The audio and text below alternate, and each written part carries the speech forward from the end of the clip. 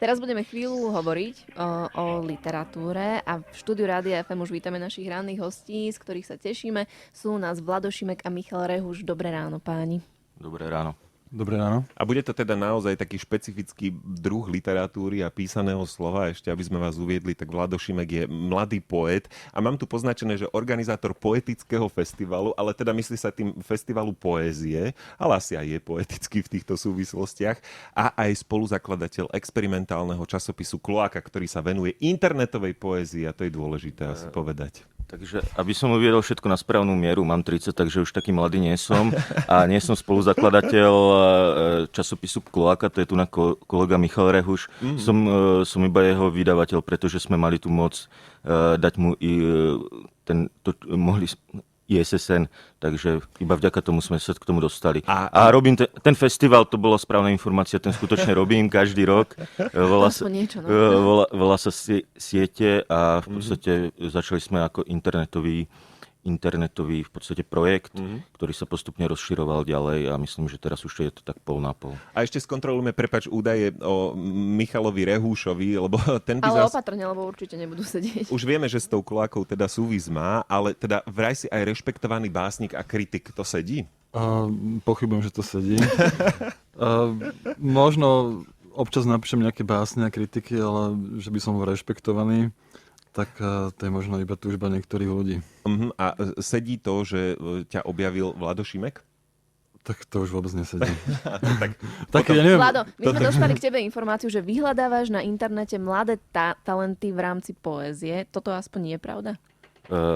Mladé talenty, no tak ten festival Siete s tým súvisí. Aby som ešte povedal, že my nie sme nejaký špecifický druh literatúry, časť kritiky nás už označuje za mainstream, čiže každý by nás už mal v podstate poznať, kto sa trochu venuje literatúre. A tie mladé talenty, no neviem, sú tam aj staré talenty a ľudia, ktorí sa postupne poprepracovávali nejak do povedomia širšej verejnosti. Napríklad v Česku to bol Honza Tesnohlídek, teraz je to Ondřej Budeus, vyhrávajú ceny. Čiže na tom internete skutočne je nejaká komunita, ktorá funguje a postupne sa etabluje. V podstate je to preto, že internet je vlastne najprirodzenejší spôsob, ako publikovať pre mladých autorov. Aj najjednoduchší v tomto prípade rozhodne je to šanca, kde sa prezentovať so svojimi vecami. A u vás to ako začalo, Michal? Ty, ako si sa teda dostal k tomu k publikovaniu alebo písaniu poézie? Aký bol ten nejaký tvoj úvod? Asi to išlo tak od začiatku, nie z teba?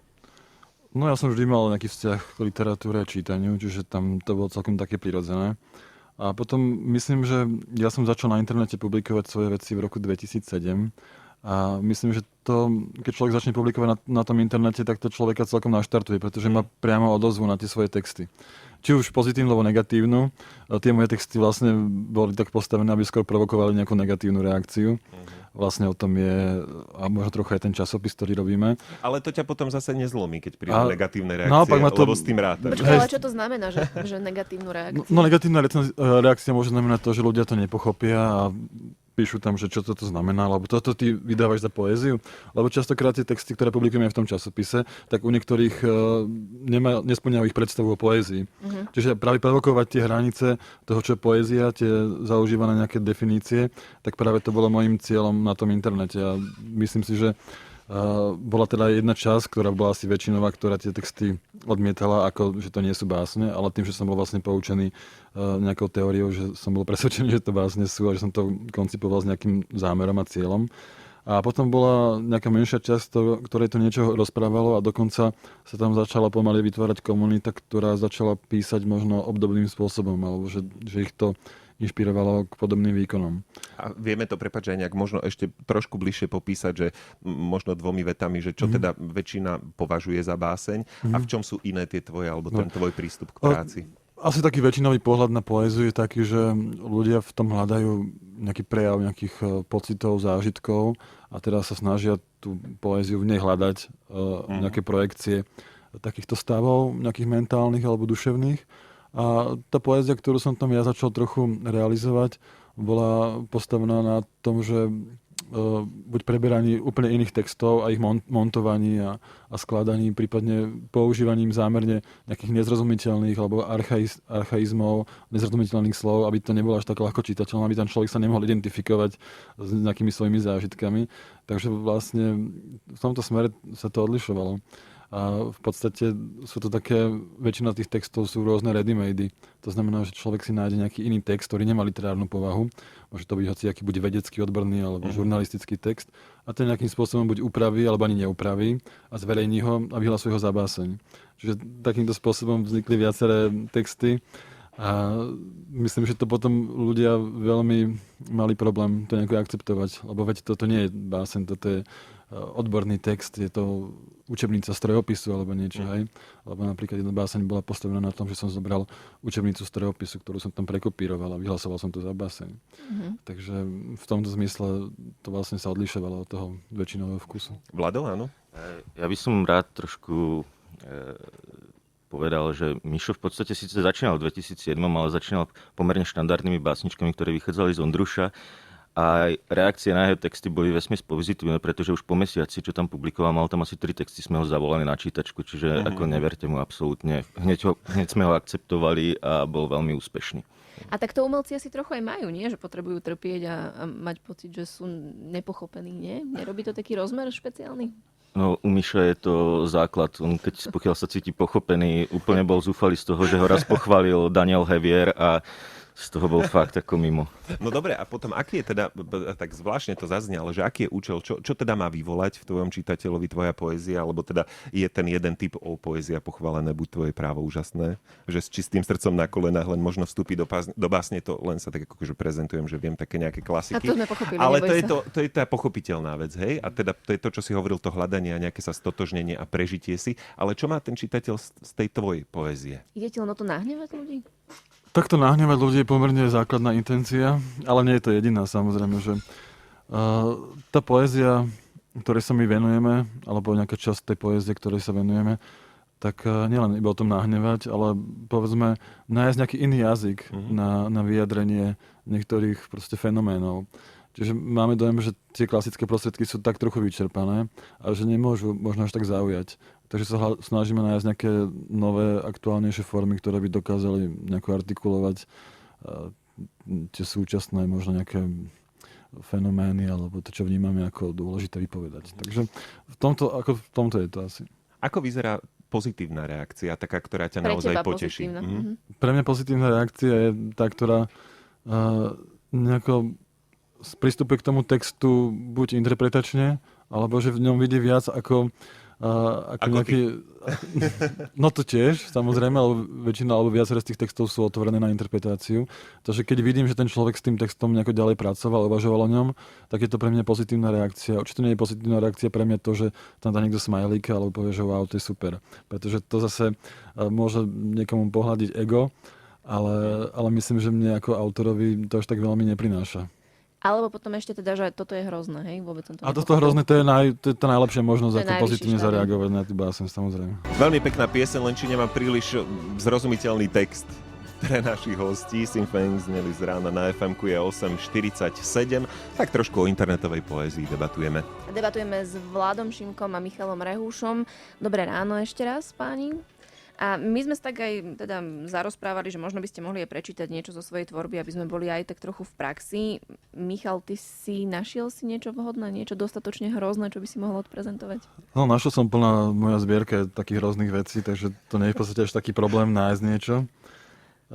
Rozmýšľam, že či to má byť niečo zrozumiteľnejšie, alebo naopak niečo menej zrozumiteľné. No ako uznáš za vhodné? Alebo to má byť niečo vtipné, lebo občas sa tu nájde niečo aj vtipné. Určite tam nebude nič vtipné. No, to dúfam. Dobre, čiže pôvodne som chcel prečítať jednu o hokejovom šampionáte, ale to som si nakoniec rozmyslel. Takže teraz skúsim takú jednu rodičovskú báseň, pretože častokrát sa hovorí, že tí postmoderní nejakí básnici vôbec nereflektujú nejaké svoje rodičovstvo a takéto intimné témy. A vlastne táto moja zbierka je o tom, že vlastne búram tento mýtus o nejakých takýchto tendenciách v umení. Takže táto báseň je jedna z takých tých rodičovských, ktoré sú jedna z dvoch tej zbierky. A vlastne to inštrukcie pre rodičov. Inštrukcie pre rodičov. Poprvé, meno dieťaťa musí byť výstižné, zmysluplné a musí korešpondovať s obsahom dieťaťa. Po druhé, meno a priezvisko rodiča bez akademických titulov sa uvádza za menom dieťaťa. Po tretie, pri dlhších menách treba uviesť abstrakt v angličtine alebo nemčine ako kľúčové slová. Po štvrté, samo meno by nemalo presiahnuť 20 000 znakov, vrátane medzier a poznámok podčiarov. Po piaté, pri spracovaní bibliografických odkazov sa riadte normou ISO 690. Po šieste, pri citovaní antických autorov a autoriek použite štandardné odkazy. Pre bližšie informácie pozri porubiak M, vidra A, zoznam skratiek vybraných antických autorov a ich diel. Michal Rehuš recitoval svoju tvorbu naživo v Ráne na FM-ku, ale teda sa bojím až povedať, že bolo to také pomerne zrozumiteľné v tomto prípade. Ako je to? Je lepšie, keď si ten klient tvojej poézie číta tú poéziu, alebo takéto čítačky sú dobré? Máš s nimi dobré skúsenosti? Ja si myslím, že čítačky je to najhroznejšia vec, čo môže existovať. Ale vláda je toho zástanca, takže už nejakým spôsobom som si navykol na tento režim. Ale osobne to sú také dva prístupy, myslím, že celkom také rozdielne. Že prvá vec je, že to čítanie akoby o samote si človek tiež užije jedným spôsobom, ale potom viem si predstaviť, a poznám viacerých autorov, ktorí sú perfektní performery. A že oni vlastne tú báseň ešte viac dokážu dať tomu nejakú pridanú hodnotu svojim vystúpením. Čiže ja si myslím, že čítačky majú zmysel vtedy, ak ten človek naozaj je nejaký performer a vie to doplniť o nejaký ďalšiu rozmer alebo rovinu. Ak to je obyčajná báseň, ktorú tam číta nejaký introvert niekde v kúte, a celý je roztrasený, tak vtedy to pre mňa trochu stráca ten význam. Alebo ešte Michal by si mohol niekoho poprosiť, aby čítať, neviem, Mároš Kramar alebo tak. To by bolo ešte horšie, keby som to čítal ja, ale naopak ja nemám s tým problém čítať, ja čítam perfektne a som jeden z najlepších čítajúcich na Slovensku, takže to sa netýka mňa, tá výhrada o tých introvertoch, ale skôr o tých autoroch, ktorí túto schopnosť nemajú. Aj Vlado Šimek má ešte jednu ukážku z tvorby. Takže ja som si dovolil, keďže ja som taký skôr básnik národný, niečo ako následovník Milana Rufusa. Ja teraz píšem zbierku národno-buditeľských básní, pretože sa tomu málo kto venuje. Takže som sa rozhodol dať poctu domovine. Volá sa to Modlitba za domovinu. A je to odkaz na pesničku Roba Kazika. Začínam citátom od Vincenta Šikulu. Spisovateľ je bubeník a politik je generál. Generál politik zavelí a spisovateľ bubnuje. Keby boli Slováci skutočne veľký národ, tak by sa Lenin a Mao Tse-tung učili po slovensky. Tiso by zotročil Hitlera a Kotleba vybombardoval Maďarsko. Mečiar by poslal Klausa do prdele. Zničil by Čechov. Bilák a Lupták by boli vzorom proletariátu. Čína zase mestskou časťou Košíc, New York Bratislavy. Zanikli by cigáni, černosi, Afrika, hladomor, Hvorecký a neslovenské médiá. Keby boli Slováci skutočne veľký národ, dostal by Rufus Nobelovú cenu za literatúru 3-krát za sebou. A najväčším vývozným artiklom by boli brinzové halušky. Keby Slováci boli aspoň k niečomu, nemuseli by ich morálne autority podpisovať anticharty, podporovať totalitné režimy, hrdiť sa zlodejmi a vrahmi umelcami iných štátov a osobnosťami, ktoré mali dosť rozumu na to, aby stihli emigrovať. Vlado Šimek, Ráno na FM-ku aj so svojou citáciou svojej tvorby. Pokojne, ak sa chcete zapojiť a pridať nejaké svoje dielo, poďte do toho 7773 radiofm medzera a text alebo e-mailom studio@radiofm.sk, možno to ešte stihneme. Aj teda, Michal, ty si literárny kritik, však tak by sa oplatilo možno, ak niekto začína s tvorbou. Ja by som práve odporúčal, aby nikto nič neposielal, pretože väčšinou to bývajú hrozné veci. A to zase to neocenuješ? Ale to je dobré. Jasné, tak skúste poslať a možno vám k tomu napíšem nejakú vtipnú pripomienku. No a ešte spomeňme, že teda dnes večer sa plánuje jedno také spoločenské podujatie, pri ktorom by ste sa mohli možno aj s tými potenciálnymi autormi stretnúť osobne. Takže to podujatie sa volá Literárny klub Poézia z internetu, čiže spolupracujeme ako občianske združenie Literis s Literárnym klubom SK Kaliho Bakalu. A budú tam 3 autori, ktorí publikujú na internete prevažne a veríme, že sa postupne prepracujú. Bude tam VK z Písmaku, zo serveru Písmak.cz, moje minimálne tretie konto, čo je syn jedného slovenského autora, ktorý nie je tak dobrý, ale tento mladý je celkom talentovaný a mali sme ho aj v časopise Psi víno. A takisto Adam Majko, čo je vlastne, som prezradil už jeho meno, je to vlastne Bakely z čítania Madness a v podstate Bude to veľmi zaujímavé aj tým, že 2 z 3 autorov majú rečovú vadu. Čiže my sme niečo ako modré z neba a dávame priestor aj handicapovaným. Jeden bude koktať a druhý bude ráčkovať. Takže som zvedavý, ako to celé vypáli. Ľudia, príbehy, emócie, hej? Dnes večer v literárnom klube Poézia z internetu. A Para nebude hrať, ale?